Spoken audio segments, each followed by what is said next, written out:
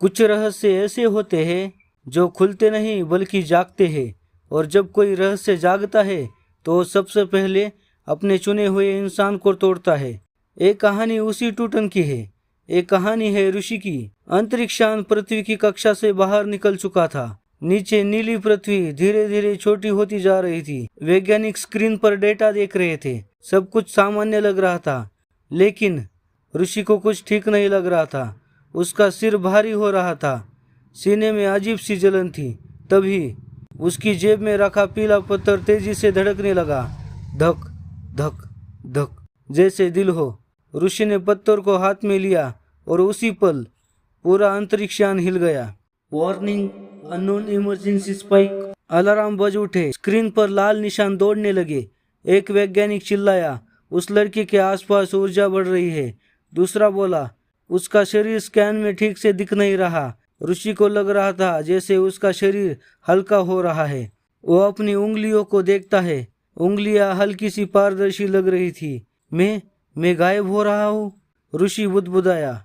अचानक पीला पत्थर ऋषि के हाथ से खुद ब खुद बाहर निकल आता है। वो हवा में तैरने लगता है। सब लोग सन्न रह जाते हैं।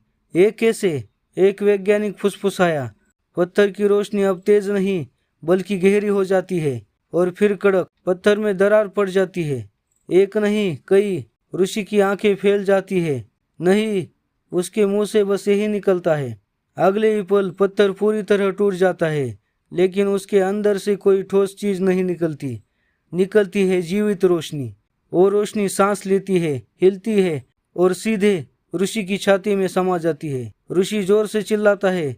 उसका शरीर हवा में उड़ जाता है। उसकी पीठ झुक जाती है और उसके दिमाग में हजारों आवाजें गूंजने लगती है। ऋषि की आंखों के सामने दृश्य बदलते हैं। टूटते हुए ग्रह, बुझते हुए तारे और एक विशाल अंधेरा। फिर एक आवाज, ताकत नहीं, ताला था। ऋषि समझ जाता है पीला पत्थर कोई शक्ति नहीं था, वो एक लॉक था, और अब वो खुल चुका है। ऋषि अचानक जमीन पर गिर पड़ता है। अलार्म बंद हो जाते हैं। स्क्रीन फिर सामान्य दिखने लगती है। वैज्ञानिक एक दूसरे को देखते हैं। एक बुजुर्ग वैज्ञानिक आगे आता है। अब छुपाने का कोई फायदा नहीं, वो कहता है। ऋषि उसकी तरफ देखता है। क्या छुपाना? ऋषि पूछता है। वैज्ञानिक गहरी सांस लेता है। हम जानते थे कि एक दिन कोई ऐसा बच्चा पैदा होगा, लेकिन हमें नहीं पता था कि वो तुम होगे।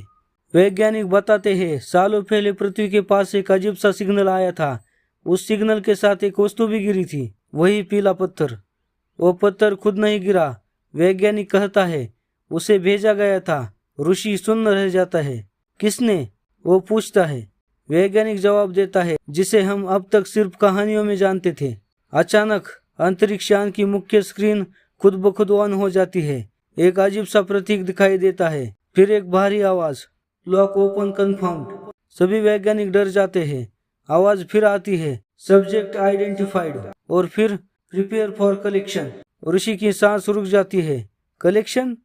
वो धीरे से बोलता है।